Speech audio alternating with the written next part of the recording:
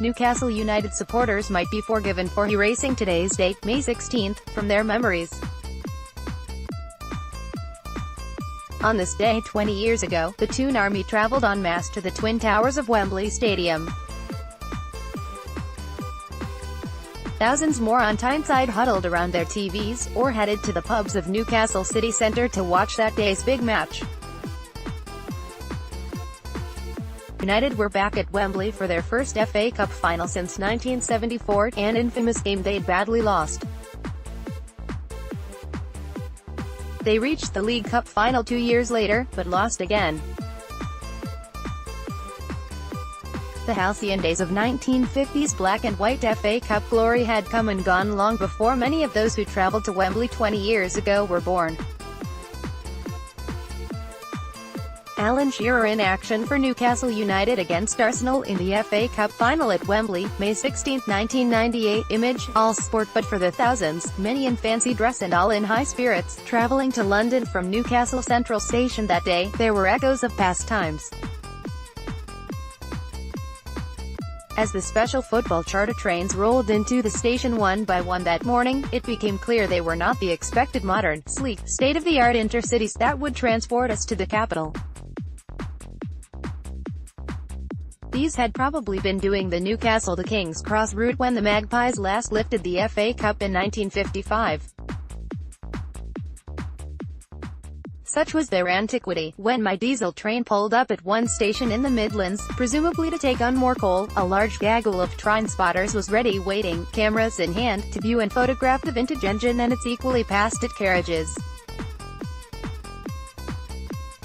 As for the game itself, much like the disastrous 1974 final, Kenny Dalglish's United team never got going against Premier League winners, Arsenal. Later, that evening's Chronicle Football Pink covered the day's events under the headline, "Outgunned." We reported, Newcastle United could not stop Arsenal from doing the double when Arsene Wenger's Gunners ran out deserved 2-0 winners in this afternoon's FA Cup final at Wembley. A goal from Dutchman Marc Overmars in the 23rd minute and another from Frenchman Nicolas Anelka in the 69th gave Arsenal their 7th FA Cup success.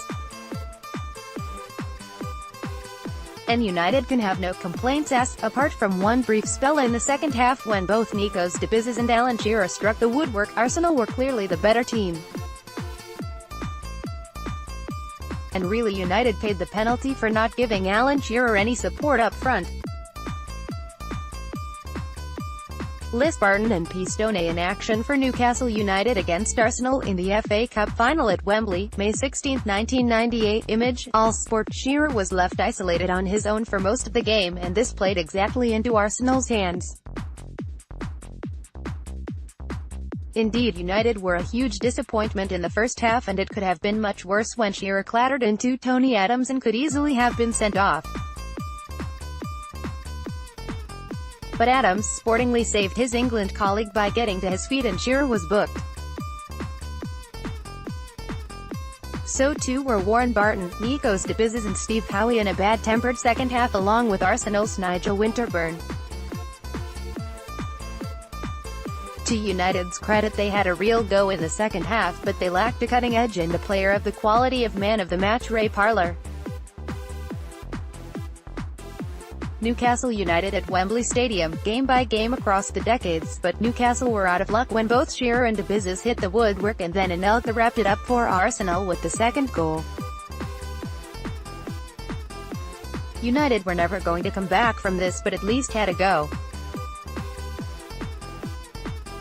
Quote, back home, trouble flared in Newcastle's big market as fans leaving the pubs vented their disappointment.